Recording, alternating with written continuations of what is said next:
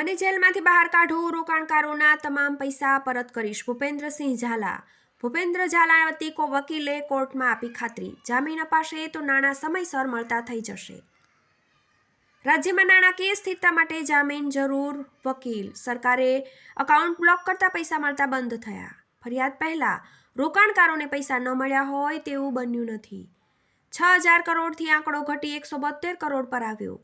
કોર્ટે તપાસનીશ અધિકારીને હાજર થવા હુકમ કર્યો. ભૂપેન્દ્રસિંહ ઝાલા વકીલે કોર્ટમાં ખાતરી આપી. Reporter Jawansinh Thakor, Aravalli, TV 18 news. Gandhinagar zone CID દ્વારા ભૂપેન્દ્રસિંહ ઝાલા પર લોકો પર તેમના અન્ય લોકો પર જે ફરિયાદ 27/11/2024 રોજ નોંધવામાં આવેલી એ બાબતે આજે તેમની જામીન અરજી મૂકતા તેના પર અમારા તરફથી જે દલીલો હતી એના મુખ્ય મુદ્દા એવા હતા કે તેમના પર બીએનએસ, જીપીઆઈડી તેમજ વર્ડ્સ એક્ટ દ્વારા ફરિયાદ દાખલ કરવામાં આવી. જે દિવસે ફરિયાદ દાખલ કરવામાં આવી તે દિવસ સુધી એક પણ રૂપિયાનું ડિફોલ્ટ થયું નથી. એમણે કોઈ પણ રોકાણકારના નાણાં ડૂબાડ્યા છે, નાણાં ફસાવ્યા છે, એટલે એની કોઈ કમ્પ્લેન ફર્સ્ટ ઓફ ઓલ તો બનતી નથી. બીજી વસ્તુ કે આઈઓની જે એફિડેવિટ રજૂ કરવામાં આવી તપાસ એજન્સી દ્વારા એમાં જે આંકડાઓ રજૂ કરવામાં આવેલા એ ઘણા ભૂલ ભરેલા હતા અને એટલા માટે ભૂલ ભરેલા હતા કેમ કે આખી ફરિયાદ જ ખોટી રીતે ઊભી કરવામાં આવી. હકીકતમાં જે દિવસ સુધી ફરિયાદ થઈ અને અમારા એકાઉન્ટ ફ્રીઝ કરવામાં આવ્યો ભૂપેન્દ્રસિંહ ઝાલાના એ દિવસ સુધી દરેકને યોગ્ય રીતે નાણાં મળતા રહ્યા છે, રેગ્યુલરલી મળતા રહ્યા છે.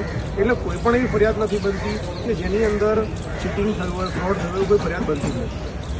જે તે સમયે ફરિયાદ કરવામાં આવી એ સમયે 6,000 કરોડ રૂપિયા કહેવામાં આવતા હતા. ઇન્ચાર્જ ઓફિસરની એક એફિડેવિટ રજૂ કરવામાં આવી એમાં 400 કરોડની આસપાસનો આંકડો આવ્યો અને આ વખતે જ્યારે એમની રેગ્યુલર બિલ મૂકવામાં આવી છે એ વખતે જે એફિડેવિટ આપવામાં આવી એ વખતે એક આંકડો એવો છે કે 172 કરોડ રૂપિયા આજે ચૂકવવાના બાકી. એ ચૂકવવાના બાકીની અંદર ડિફોલ્ટ નથી કે કોઈની તારીખ જતી રહીને ચૂકવવા બાકી હોય એવું કશું થયું નથી. 5 તારીખે જે લોકોને પૈસા મળતા એ લોકોને 5 તારીખે જ મળી રહ્યા હતા. તારીખે ફરિયાદ થઈ 27/11/2024 એ પછી અમારા એકાઉન્ટ ફ્રીઝ કરવામાં આવ્યા.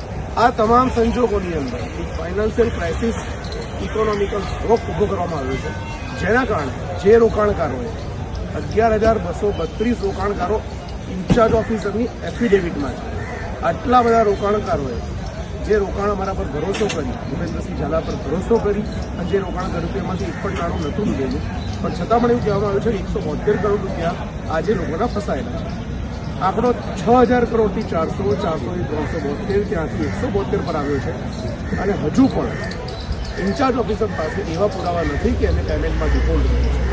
તકલીફ ખાલી લોકોને એટલી જ છે કે જે લાગતા વળગતા લોકોએ મળીને ફરિયાદ ઊભી કરી છે, જે ખોટી ફરિયાદ ઊભી કરવામાં આવી છે, એમની તકલીફ એટલી જ છે કે 31 વર્ષનો યુવાન વ્યક્તિ આટલી નાની ઉંમરે આટલા લોકોનો વિશ્વાસ જીતી અને આટલા રોકાણકારો પાસેથી નાણાં મેળવી અને એને યોગ્ય રીતે મેનેજ કરી, યોગ્ય રીતે લોકોને પરત આપી દે.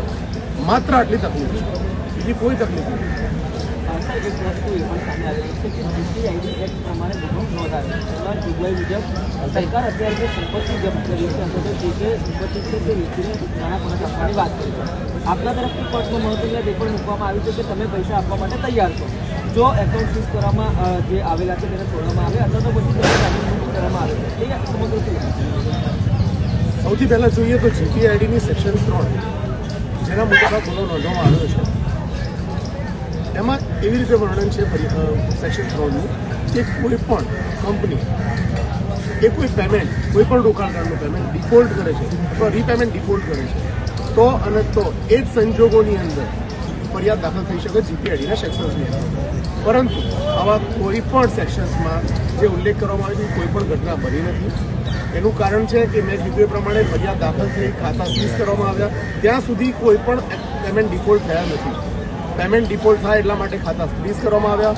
રોકાણકારોને ભૂપેન્દ્રસિંહ ઝાલા પરથી ભરોસો ઉઠે એટલા માટે ફ્રીઝ કરવામાં આવ્યા. અને જે વાત તમે કહો છો કે લોકોને નાણાં પરત આપવાની, તો નાણાં પરત આપવાની જરૂર જ નથી. નાણાં તો લોકોને રેગ્યુલરલી મળી રહ્યા હતા.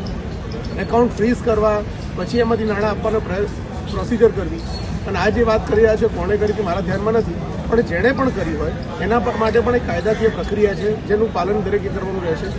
તો એની અંદર અમે આજે બી કહું છું કે મારા અસીલના ઇન્સ્ટ્રક્શન મુજબ દરેક રોકાણકારના નાણાં સુરક્ષિત છે, નાણાં ડૂબવાના નથી, અને જો એ બહાર આવી જશે જેટલી જલ્દી એટલા જલ્દી સમયસર તે નાણાંની ચૂકવણી કરશે, આવું મારા અસીલનું મને એક સ્ટેટમેન્ટ છે.